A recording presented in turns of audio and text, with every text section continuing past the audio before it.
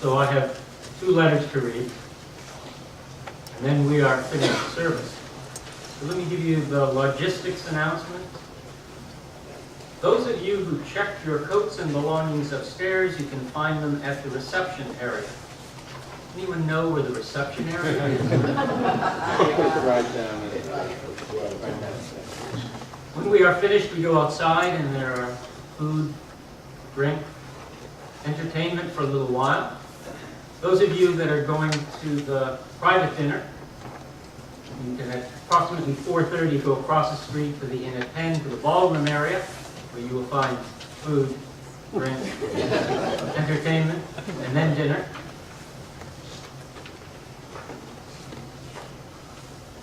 First letter is from Ray Stafford. With so much regret, I'm unable to attend the celebration of Russ's life. I am in India. Of all the people I've met and all the books I've ever read, Russ had the most profound influence on my thinking and my worldview. As an individualist who values freedom and self-reliance, I always believed you could never do better organizationally than the sum of the parts, with each part contributing to the fullest. Thus, I structured organizations and responsibilities to give as much freedom and autonomy at every level as possible. There was no reason to question these beliefs since our company grew and prospered for 20 years. Then I met Russ, and I read his books, which completely changed my understanding about how performance of organizations, satisfaction, and productivity have to work collectively towards common objectives. His influence was not just on structure and process, but in helping me to see the world in terms of methods, not problems, to understand the continuum of interactions of which we are all part.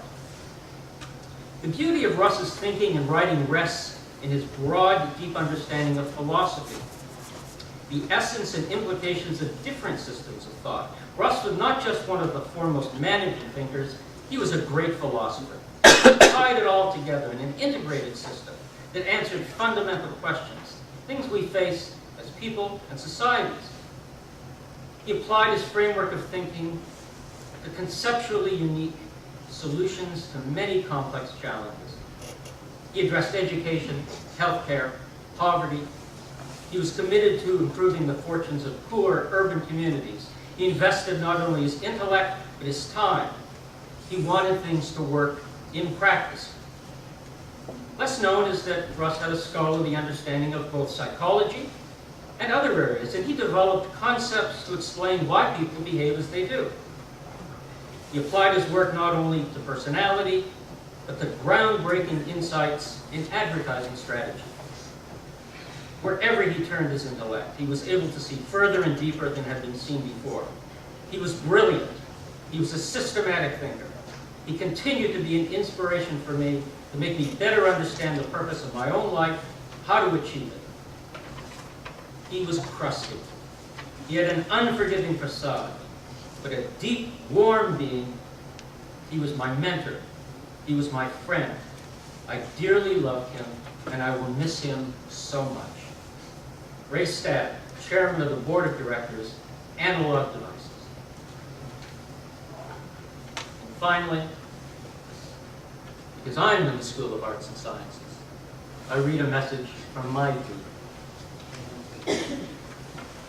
I'm so very sorry I cannot be with you today as you celebrate the extraordinary life of Russ Ackoff. But I want to express my condolences on behalf of the entire School of Arts and Sciences community to this remarkable scholar, teacher, colleague, and friend. The School of Arts and Sciences was a set of bookends to Russ. He did his doctoral training in our school in the philosophy of science, and then he returned late in his middle 80s as a highly respected, distinguished professor and mentor in the organizational dynamics program. But in the decades in between, the spirit of the liberal arts guided and inspired so much of his illustrious career. His thought as a Renaissance man, his approach to the study of organizations and social systems drew on the full span of social systems, social sciences, other integrated fields.